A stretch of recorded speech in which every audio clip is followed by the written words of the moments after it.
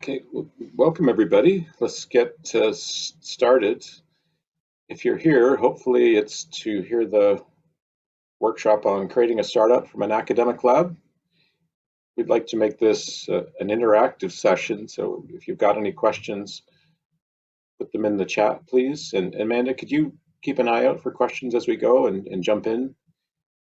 Sure, I can do that. These sessions would be more effective if we have Q&A and questions along the way. And with that, why don't we launch into it. Can everybody hear me? Thumbs up. Cool. All right. This is an overview of the topics we hope to cover during this session. I know we're scheduled for 90 minutes. It's probably not going to take 90 minutes. We'll start with an overview of our office and some of the support we provide, and to provide a framework for spinning off university research into a company. We'll talk a little bit about the life cycle of a startup.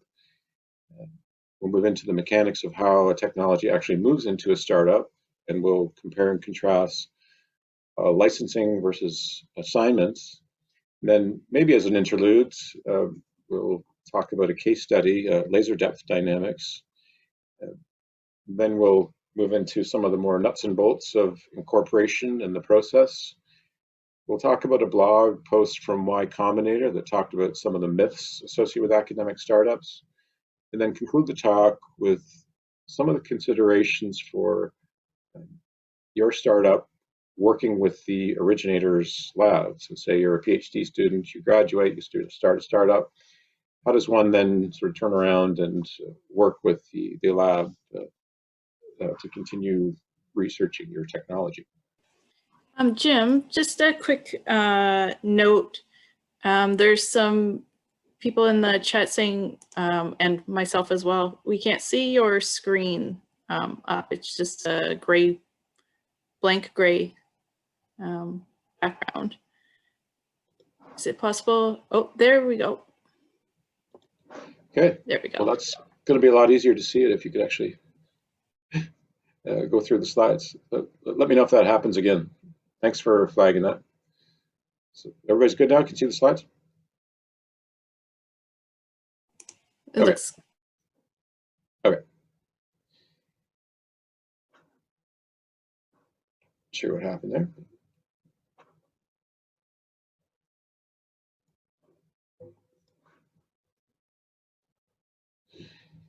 So the Queen's Partnerships and Innovation is a group that has a mission to be an essential catalyst for advancing research and knowledge mobilization while we're strengthening Queen's local, national, and global impacts. And the circular diagram we have here goes through the complete cycle of innovation, from research and development to conceiving an invention, to doing some evaluations, protecting your intellectual property if it's relevant, putting a marketing plan together to find partners for your technology, to allow product development happen, whether that happens with a partner or inside your startup, as we're talking about here, with the ultimate goal of generating a product that will presumably contribute economic growth in some instances, but also have a new product, service out there in the marketplace for public benefit. And we have a number of team members in our office that can support each of these steps, whether you're a researcher in the community or an industry partner looking to work with the university.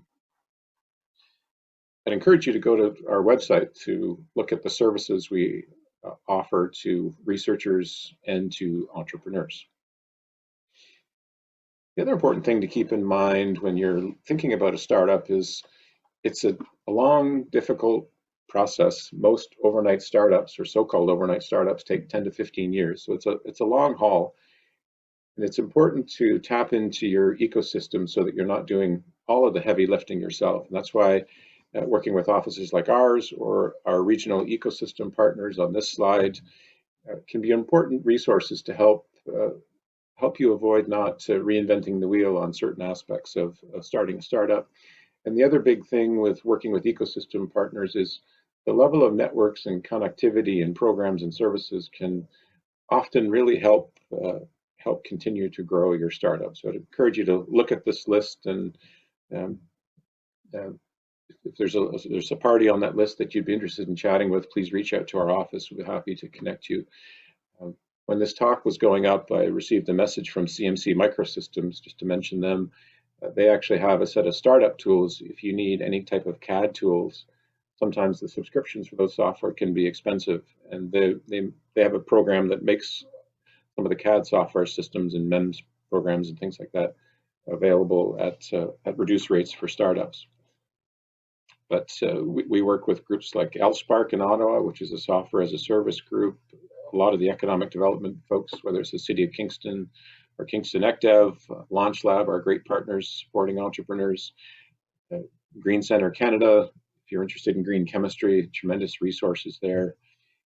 Just a great ecosystem in Kingston and Eastern Ontario is small enough where you can get to know all the players. So I encourage you to look at those to see which ones might support you in your startup efforts.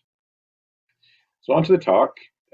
Big disclaimer, this presentation should not be construed as legal advice. Big exclamation point.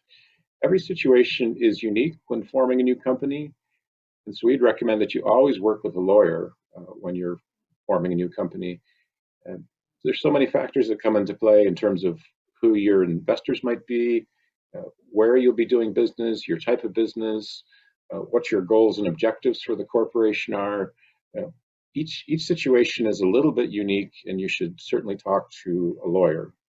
And we would recommend you consider the Queen's Business Law Clinic to see if you might be eligible for their support. They've been a wonderful supporter of the startup ecosystem in our region for a long time now. And I'll give you one caveat. Their service is great, but they are a busy office. And so we'd suggest if you reach out to them, have some patience. They will get back to you, but they are incredibly busy.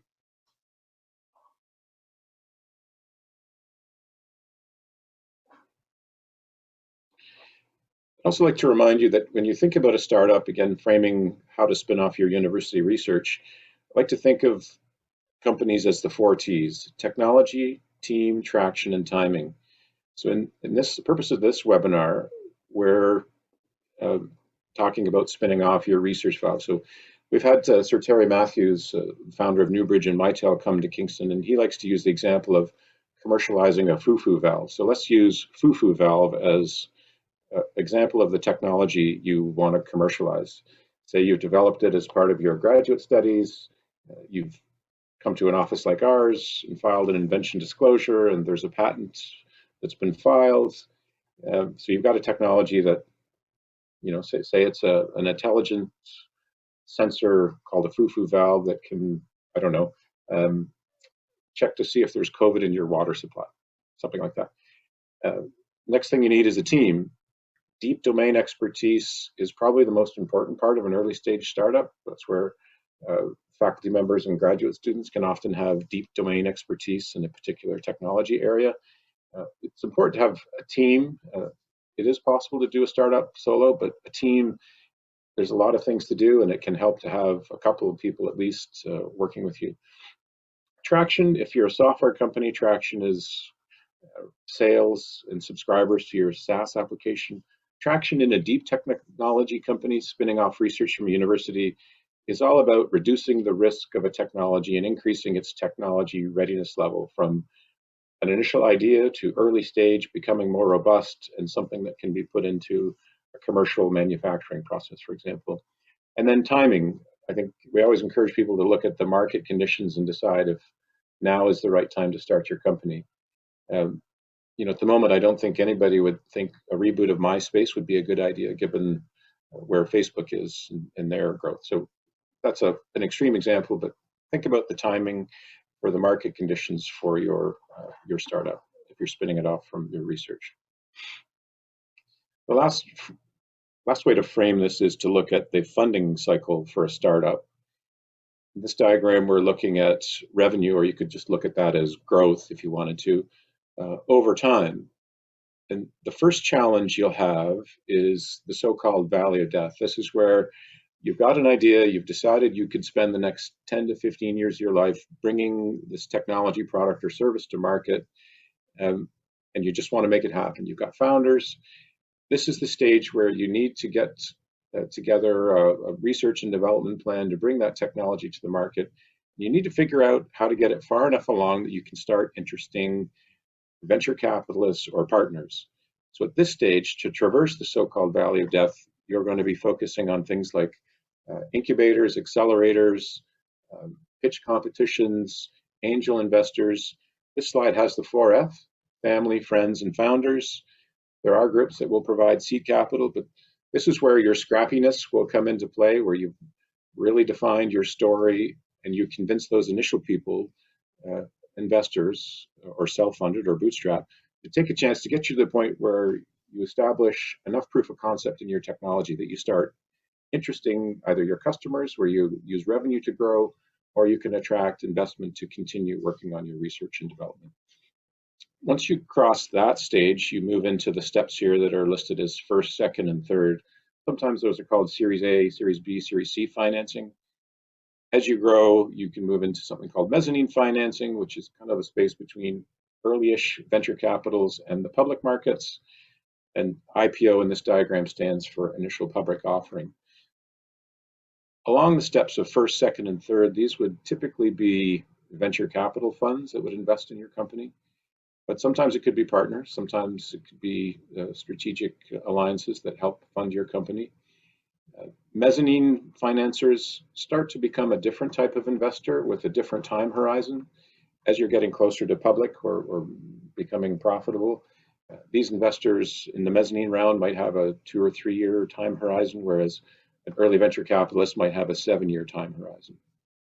So just like to keep in mind that you're starting at zero when you start your company, and you actually have kind of the value proposition as that orange line go down until you cross that valley of death. And we'll come back to it later, but think of a startup as a 26-mile marathon, and spinning the technology off from your research lab is about mile 1 or 2. It's really about taking that start and growing it so that you can generate value or revenue for your shareholders. So let's talk about how intellectual property flow works at Queen's if it were to go to startup. And Queen's, I would say, is a relatively typical example of a university that has a creator-owned intellectual property, meaning the inventors own their own ideas. So in the case of our FUFU valve, we've got a bunch of researchers that came up with this idea for this smart, intelligent valve that senses COVID. They make a disclosure to an office like ours. We review it and decide that it looks like it's patentable, looks like there's a good market for it. We make what we call an offer of commercialization.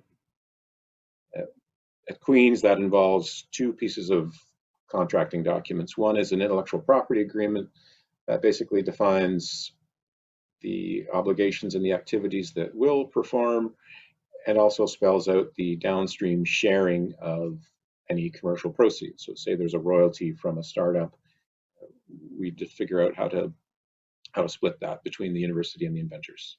And then there's an agreement called an IP assignment agreement. So think about the title of your house or the title to your car. You have that ownership document that says you're the owner of that property or that house. Intellectual property is similar in that you need to have a chain of custody for ownership. So the ownership goes from the researchers, the inventors, to the university. And that gives the university the right to work on behalf of the inventors to further license the technology, market it, etc.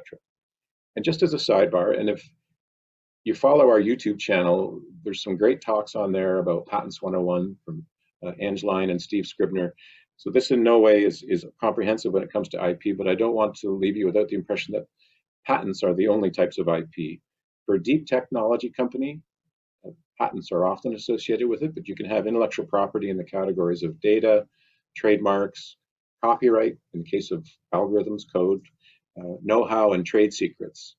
All of these things should be carefully considered as elements of intellectual property that can be licensed into a company. So now that the rights were at the university, then the university can then go off on the inventor's behalf, as I mentioned, and license the technology to other parties, whether that can be an industry partner, so say an established company, or license it to a startup. And that's the pathway we're going to talk about for today's session. So an important concept, and sometimes we see with groups of people that get together and think about a startup, is it's important to ensure that once you incorporate a company, and you should incorporate a company when you think you've got some critical mass around a technology and a team. So sometimes we'll see people working on some software as a group of folks. They'll start a company, and the technology actually never moves to the company. So the analogy I had to the deed to your property or your car, everybody owns their own deed in the situation where you're developing software. The title or interest in that intellectual property actually needs to reside inside the company in order for that company to do business with third parties to ensure it actually has the rights to the technology. So it's important to make sure you get the technology inside a corporate entity. And again, this isn't legal advice, but generally speaking, a corporate entity is used to shield you as founders and shareholders from personal legal liability. Now, as shareholders and directors, there are certain obligations that you'd have to ensure your corporation performs.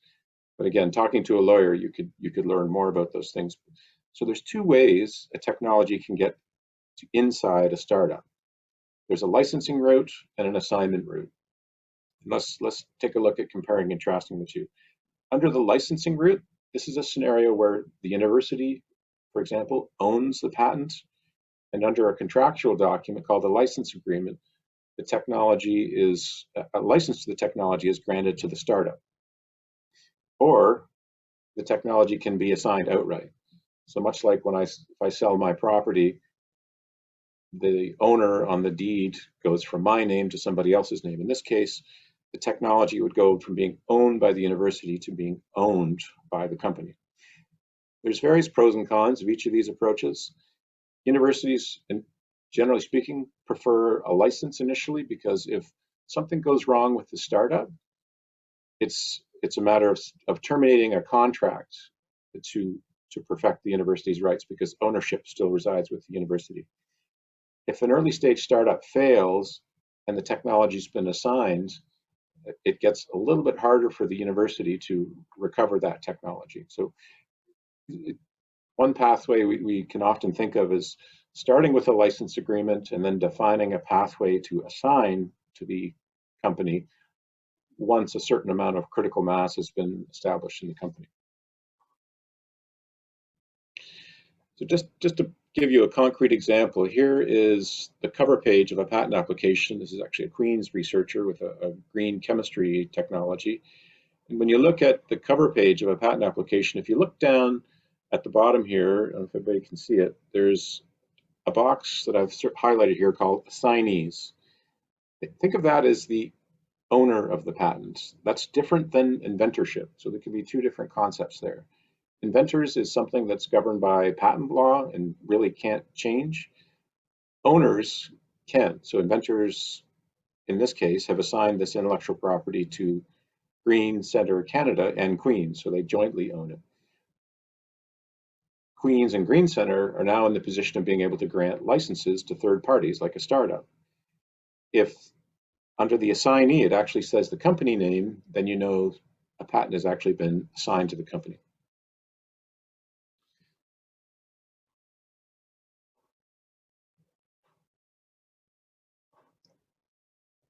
So let me stop there for a second. Can I answer any questions? Because that's a lot of information. Make sure Hi, Jim, it's any Marco. questions or comments?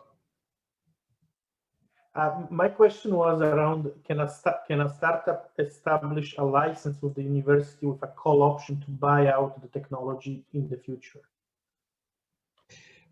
I think anything is up for negotiation. Universities' main objective is to act on behalf of the inventors.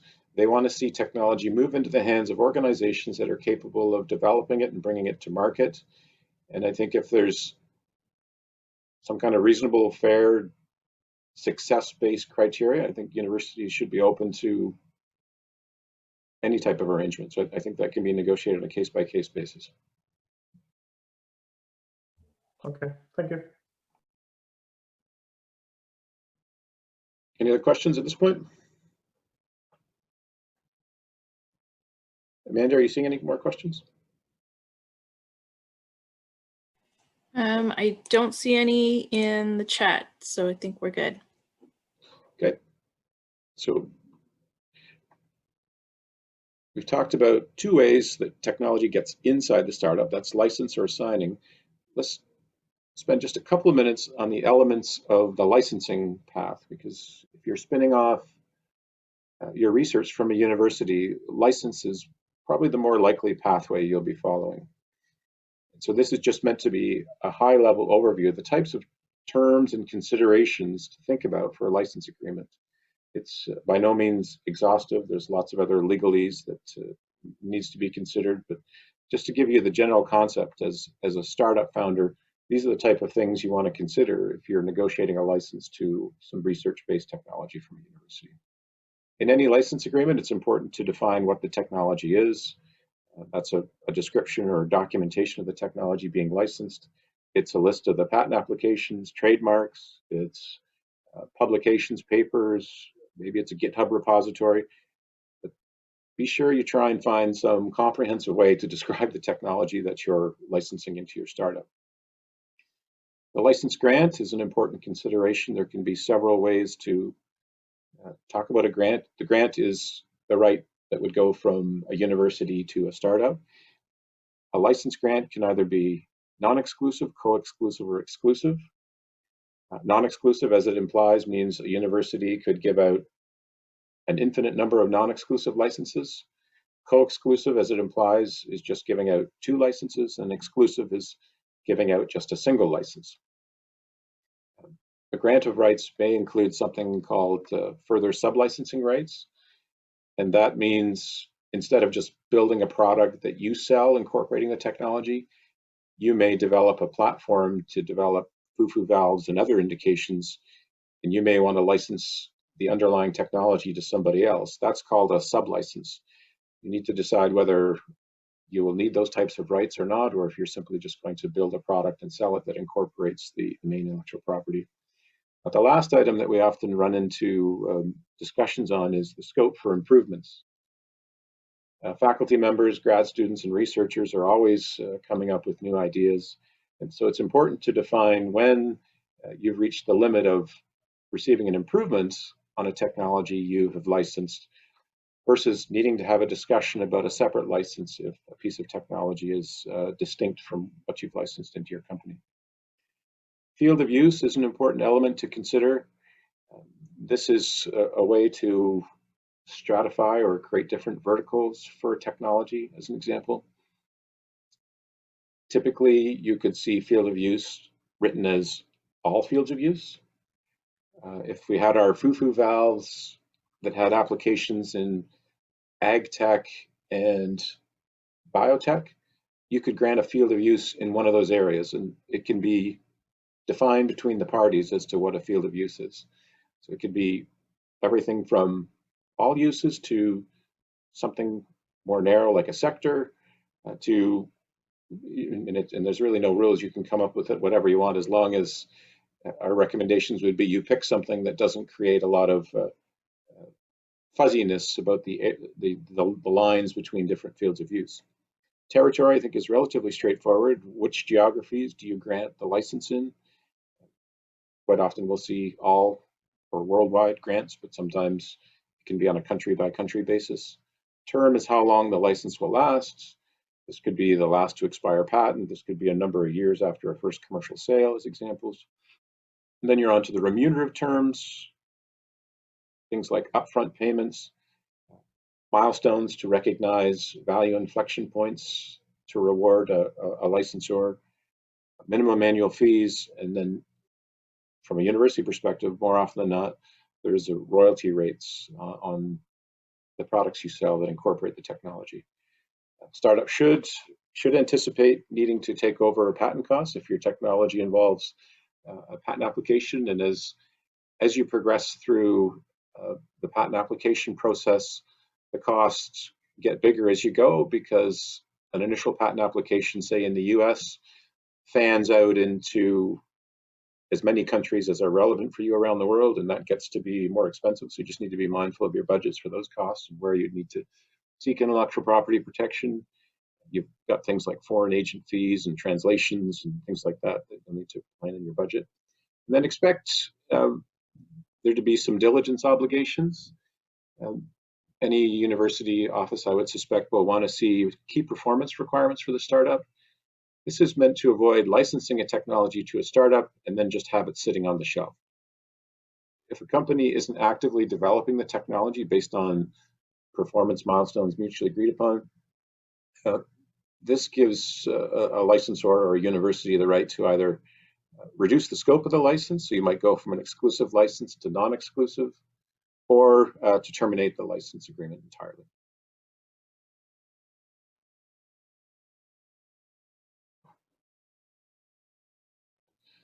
Any questions on the elements of a license agreement to think about? Okay.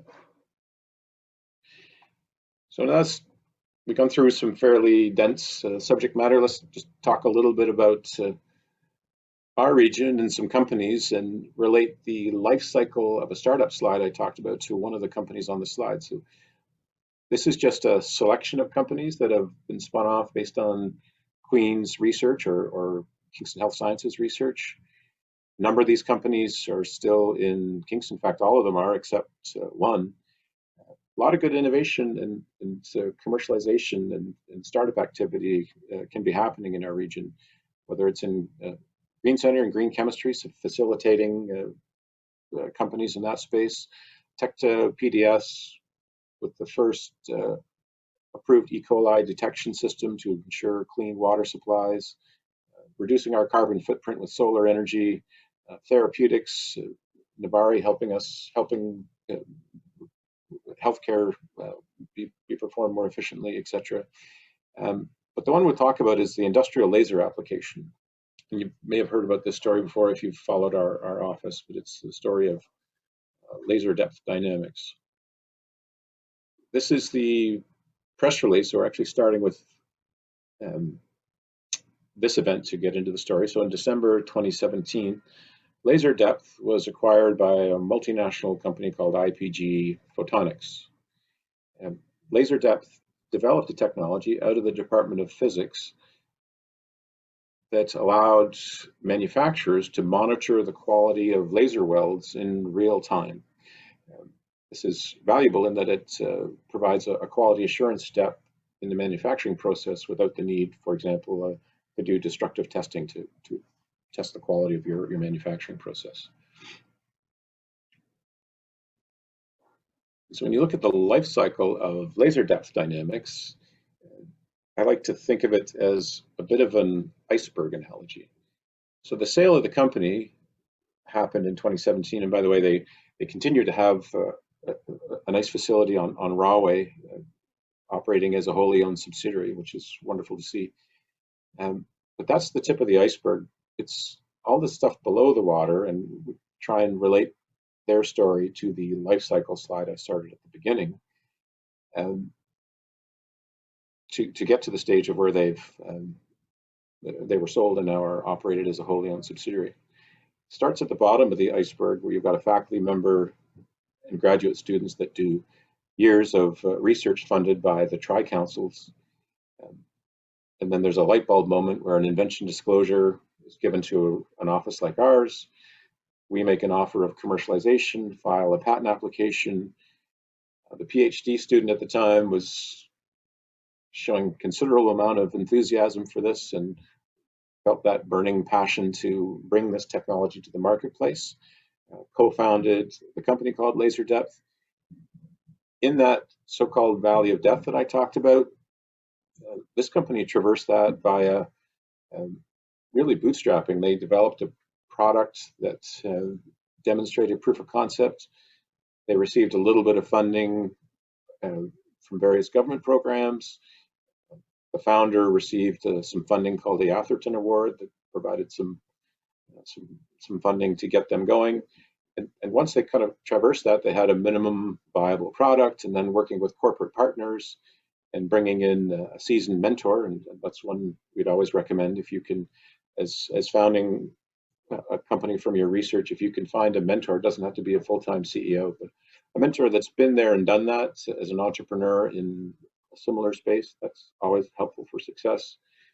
And with growing sales and hiring a number of grad students, built up to the point where LaserDepth kind of popped above the water, and continuing the iceberg analogy, that still sees collaboration with Queens and an interaction with the company.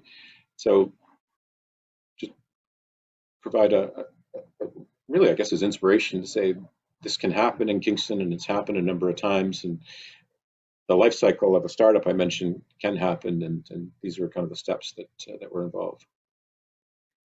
So going back to the how to start a startup. So we talked about making sure that you get the title or ownership into the company, either via a license agreement or an assignment. I'd like to start talking about some of the vocabulary associated with the nuts and bolts of incorporating a startup.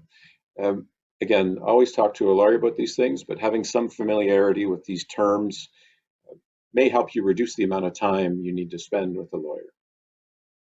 So over on the right side of this slide, it goes through some of the things you'll probably discuss with your lawyer in actually the formation of your company. So the first thing you'll probably discuss is the articles of incorporation. These are the documents that describe the most critical aspects of your corporation, who your initial directors are, how directors are appointed, what your board of directors duties are, what shares the corporation will issue. For example, if you've got 4 founders, you might issue 100 shares and give each you 25, so you'd have 25% ownership. General housekeeping as to how the corporation will run. You then probably would talk about incorporation, and that's a discussion with your lawyer on whether you need to incorporate provincially or federally, or maybe you want to incorporate in the US or internationally. Again, every situation is unique, and it's important to get advice on where to incorporate under different business corporation acts.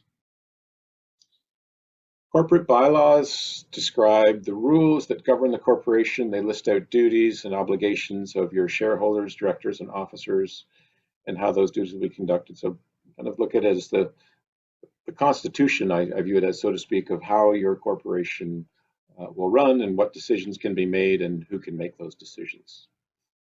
There's a concept of something called a minute book. This is the record for your corporation. This is the book that a government agency will go to look to ensure, if it ever happens, that you're being in compliance with the relevant Corporation Act.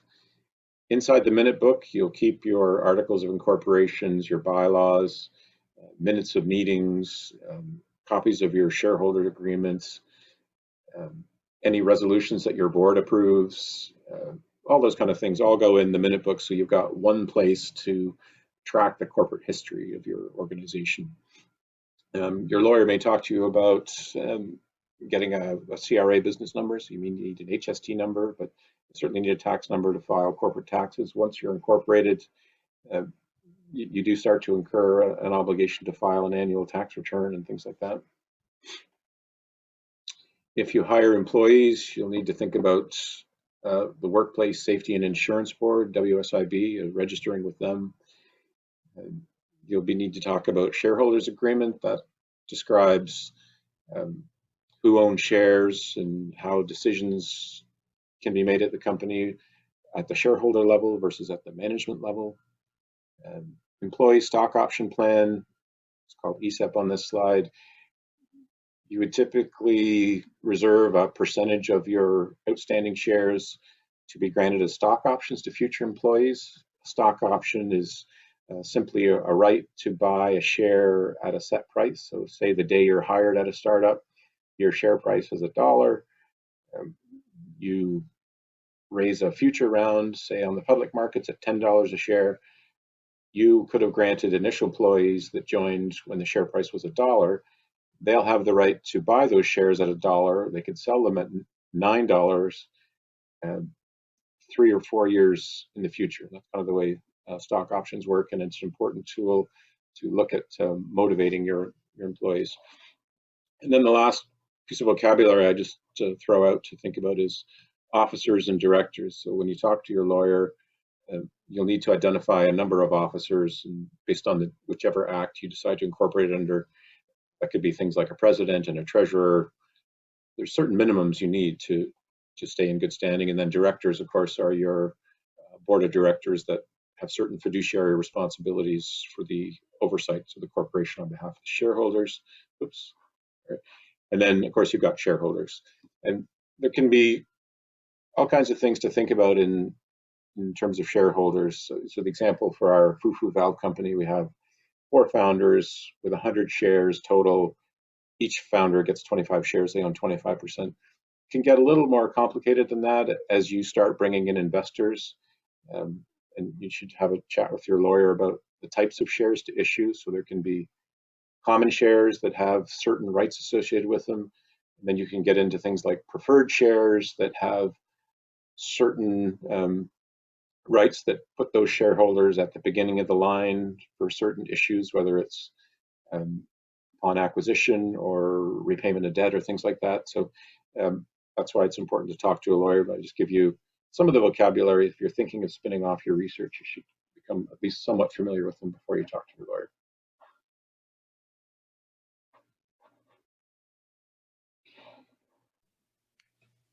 So that's a lot of vocabulary. But one of the things we see more often than not is the debate around how to split equity amongst your co-founders. And one of the things we'd encourage to have startup founders think about if you're spinning off your research, say via a license agreement, is equity should be viewed as compensation for building and growing the company. That means it's forward-looking. We sometimes see founders get into challenges in trying to divide equity based on contributions to date. Equity is really all about building value in the company and the people that will be in the boat rowing hard building that value. So we think of the life cycle of a company as a 26-mile marathon, and that getting started and licensing the technology or assigning the technology, as we've talked about, that's mile 1 or 2. You really want to finish a 26-mile marathon. There's a lot of work and a lot of potential value appreciation. And so that's why we encourage people to think of equity as something that can reward value looking forward versus contributions to get the company started. A couple other things to think about. If you have a number of people that are going to be working full-time in the business, we'd suggest you consider giving fairly even ownership. If there's some reason you still see a disproportionate allocation of ownership on people working full-time, I think we'd wonder if you actually have the right team working on the startup. The other important point to consider, again, talking to your lawyer, is considering a vesting schedule. So consider the scenario where, for Fufu Valve Inc., we've got 4 shareholders. They each own 25% in. 2 months in, one of the co-founders decides to take a job at another company and leaves. The remaining 3 founders stay with the company for another 8 years and turn it into a unicorn, a billion-dollar company. Under that scenario, the person that left after 2 months would be receiving the same value as the people that stayed in the game and worked at the company for this hypothetical 10 years. Is that really fair? And some would say it's not. And so a vesting schedule can help you address that issue. So in the scenario where we have a company with 100 shares and 4 shareholders getting 25 shares each, a vesting schedule would be set up so that each individual founder doesn't actually get full rights to those shares until a certain amount of time has passed. So typically a vesting schedule would look like, from day 1 to year 1, none of the shares would vest. If somebody stays past a year, a certain percentage would vest. And then over the next 2 or 3 years, so in total a 3 or 4 year vesting schedule, it would take you 3 or 4 years to actually fully own the shares you allocated at the outset. This way, if somebody leaves, you don't end up with this disproportionate allocation of the appreciation of the value. Again, it goes back to ensuring that the people in the company are incentivized to grow the company from that mile 1 to 2 to the end of the 26-mile race that I used as the analogy.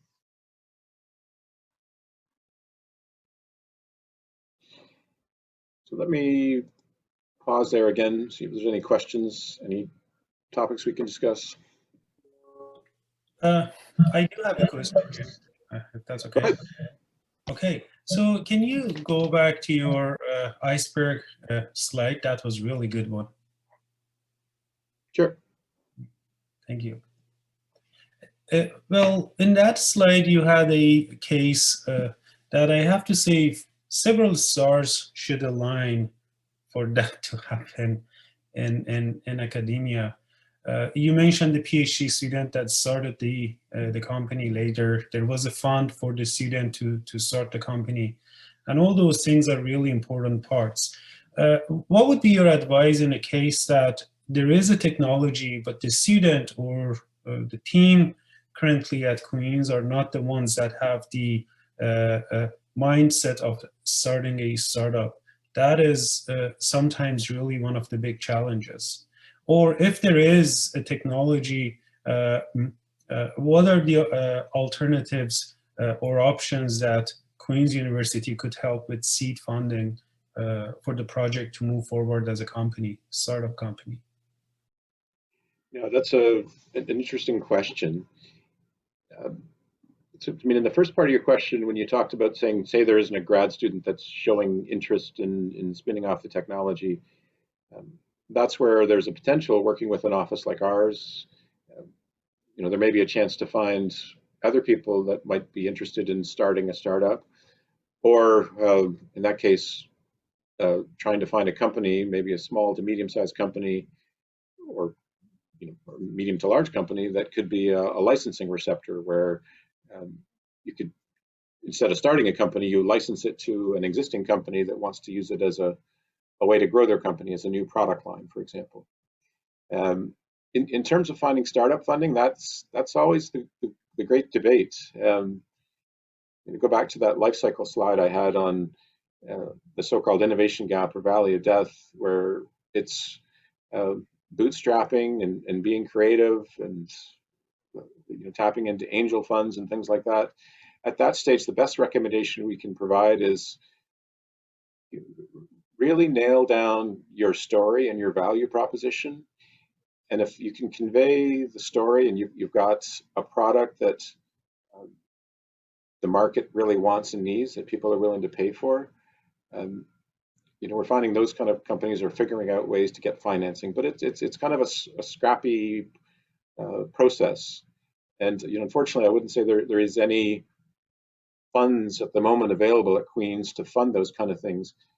The benefit is if some funding can be found, there's lots of ways to leverage it. There's programs out of OCI in the Ontario Centre, formerly called OCE, now called OCI, that has programs to help bring in matching funds.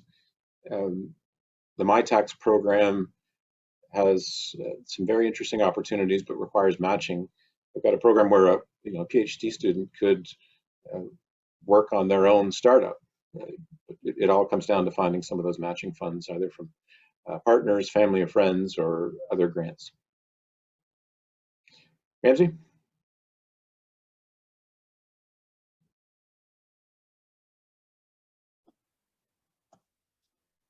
Sorry. Thanks, Jim. In terms of the vesting schedule, is it an option to issue new shares instead of have a vesting schedule? So you start off with 100 shares at year one, and that one individual leaves, and the individuals that remain, would they be able to receive new shares as they keep staying with the company? That way, the percentage changes over time instead of a vesting schedule. Is that an alternative? Yeah, that's absolutely an alternative. If anybody's ever watched the Facebook movie, that's kind of what happened in their scenario. They had some people leave, and more shares got added to deal with the issue of disproportionate ownership as they were going forward. So yeah, that's possible. Again, I'm going to be a broken record about this, but that's the kind of thing you can talk with your lawyer about. And then I have another question. I don't know if you're going to tackle this today, but we're thinking about allowing startups to be incubated in our space at Ingenuity Labs. So just wondering if Queen's license, if you guys had discussions recently about a license including the use of facilities at Queen's for a certain time allocation or something like that. And in the case of startups started by researchers plus students or grad students, and also using Queen's facilities and managing that line between the startup work and the academic work, when you have both faculty members and graduate students participating in both academic duties as well as a startup. But in answer to your first question, we don't have anything that would contemplate access to space as part of a license agreement. For Queen's and any university, that's got to be something that's, I guess, dealt with at the faculty level and departmental level as to what they'd like to do and how they may address potential conflicts. I do have a slide that talks a little bit about if you start a startup, how do you end up working with your originator lab? And the bottom line is the right paperwork. You can do things like consider visiting scientist agreements, sponsored research agreements, service agreements. If it's involving equipment, you can either have equipment purchase or loan agreements. I think it's in both parties' interest to actually have the right paperwork that will actually help delineate your last question, Ramsey, which was how do you define the limits of what counts as the company and making sure it doesn't get intermingled with, say, a faculty member's main or other areas of research. I think if you have the paperwork where you define the scope clearly enough and you're staying in regular contact so that things don't drift in terms of scope, you can hopefully stay in each other's respective lanes for mutual benefit. Okay, so hypothetically speaking, suppose a startup got created about, say, robotics or something coming out of Ingenuity Labs. Patent protection gets filed, a license is cut or drafted and agreed upon. Ingenuity Labs can then have a separate agreement with that startup about the use of the space. Yeah, I think that scenario, again, I don't know how the approvals and whatnot would work, but yeah, in that case, you're kind of serving as an incubator, and so much like J Labs and others, they set up their own agreements with startups. Yeah. Perfect. Thank you. Yep. I saw another question. Paul has his hand up. I did. Thanks, Jim. I kind of Ramsey asked part of my question about the vesting schedule, but I guess your example and the IP specific to a new foo valve or whatever we're dealing with. When we're say for example, while I'm moving more towards the development of something, but it's not there yet, but we're getting inquiries about our expertise and contracts and consulting and those types of things with regards to doing projects that are directly related to the research and stuff. And so that's another in the health area we're moving out into that. How does that work in terms of do we still come to you with our IP and then go through that licensing process, or? Can you describe a little bit more, generically, the situation? So you're saying you may be working with an industry partner that involves the creation of IP? Well, we have some, in our case, we have the Department of National Defense is sponsoring a bunch of research, and for them specifically, at the end of this tranche of funding that we get, if they want to move forward, they would actually like to move forward with give money to a corporation or an actual industry partner rather than academia again, right? They want to actually move it in that direction so that it's more of a contract with respect. And there's other companies we would work with, but the idea that at that point it would be, we're not at the point where we're selling a specific item, commercialized product, but more services to a certain extent. Yeah, so in that scenario, I guess, I assume our research contracts team has probably looked at is this the IDEAS program? Yeah, it's ideas, yeah. Okay. Looking at agreement to understand what happens to let me call it the foreground IP or the project IP. What you're describing, if that's the way the thing is set up, where the government just wants to see the technology exploited, and that can be via startup. Yeah, we could certainly help. Our office could help you with the following steps, right? You put together an invention disclosure. We look at what the technology is, even if it's not patentable. It may be something that you want to license to the startup, even if it's to offer a service. So we could certainly help with that. And you'd be within your rights to say, I'm not interested in using your help, and you can go it alone. In that case, for faculty members, there's if our office was deemed to be suitable, there's a tail that can come on any commercial revenues. I think it's 25% after the first $500,000 in net proceeds. Okay.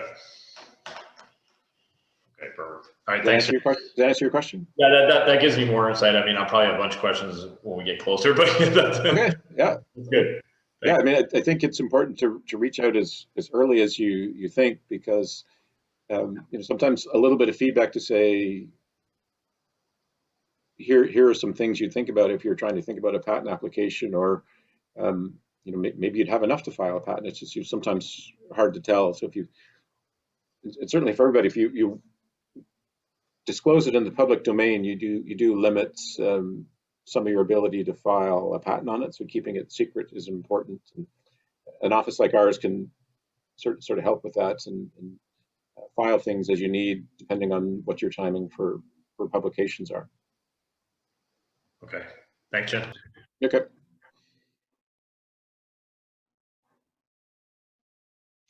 I have a question as well. Oh, sorry. Okay, go ahead. Oh, I'm sorry. I'd like to build on what Paul just said. He was talking about the Department of Defense as a funder for his research. If I go back to your initial slides, when you talk about ownership of IP, if someone funds your research, are they entitled to ownership of your IP, and how does Queen's split that if they do it all? Good question. So for sponsored research, just as a general category, faculty members are permitted to make other arrangements for their IP. So for example, industry partner comes along and says, I'd like to fund research in your lab. But in exchange for doing that, the company wants to have all the rights to the intellectual property.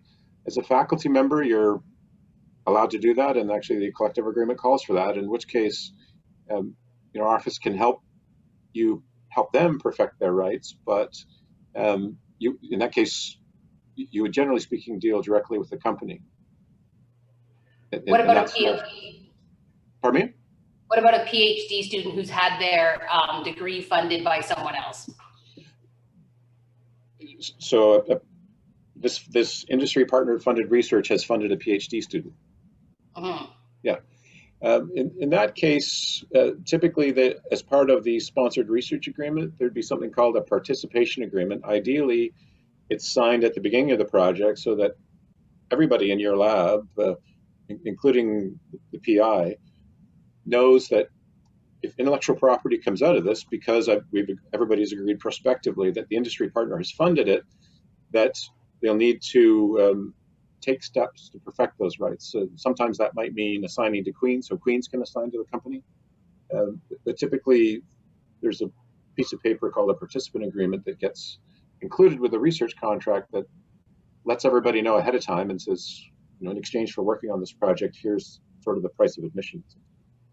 Thank you very much.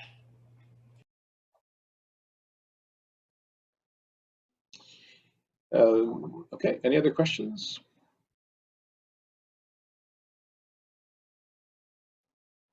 Okay, we're getting towards the end of the hour, so I may just skip to the last slide here to keep us to an hour.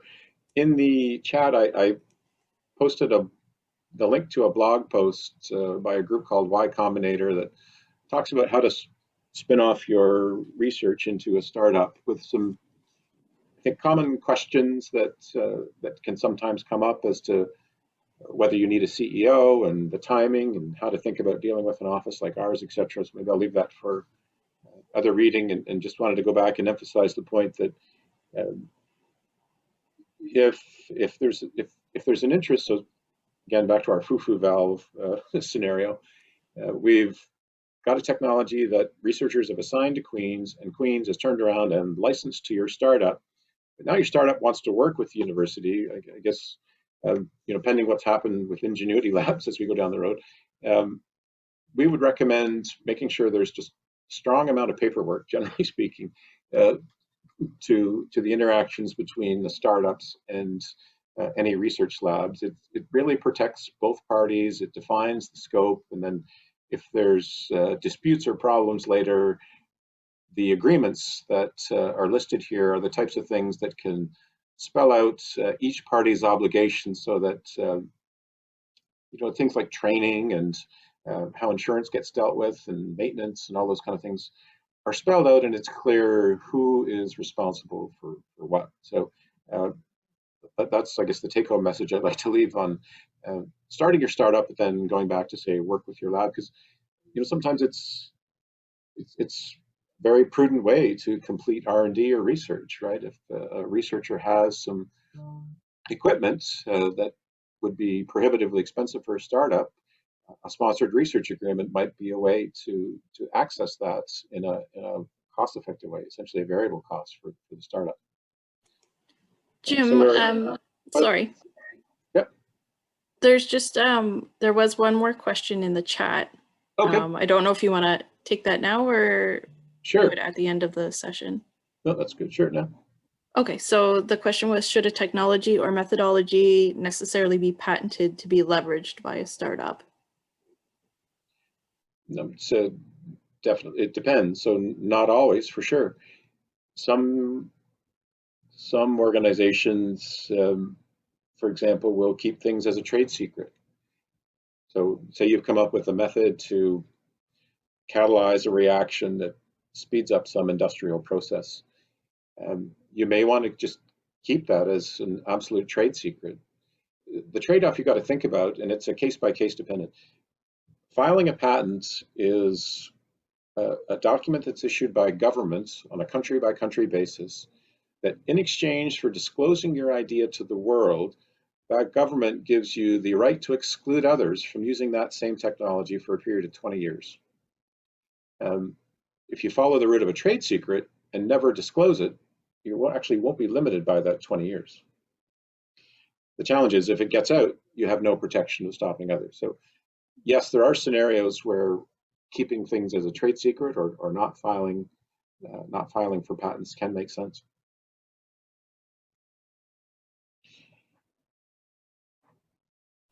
Sorry, there's another follow-up from Ramsey. Trade secret can be licensed to a startup via a know-how license? Yes, so in talking about defining your technology, all types of intellectual property, except one category, can actually be assigned from one entity to the next. So if you've got some know-how as to how to culture some cells that's grow 50% faster, that's and it's taken you 3 years to figure out how to do that. That's know-how that you can license, or it's a cell line, or some kind of algorithm, for example. So yes, those kind of things can be considered in a license grant.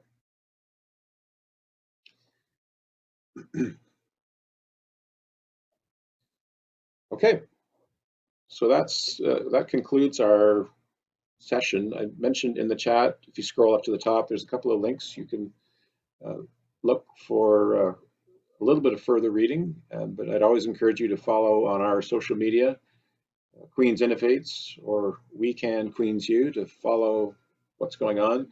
If you go to our website, there's a long list or growing list of resources to help in your startup journeys. A YouTube channel that you can look at old webinars and workshops. So Do one last check to see if there's any questions, and if not, we'll say thanks very much for participating and conclude the session.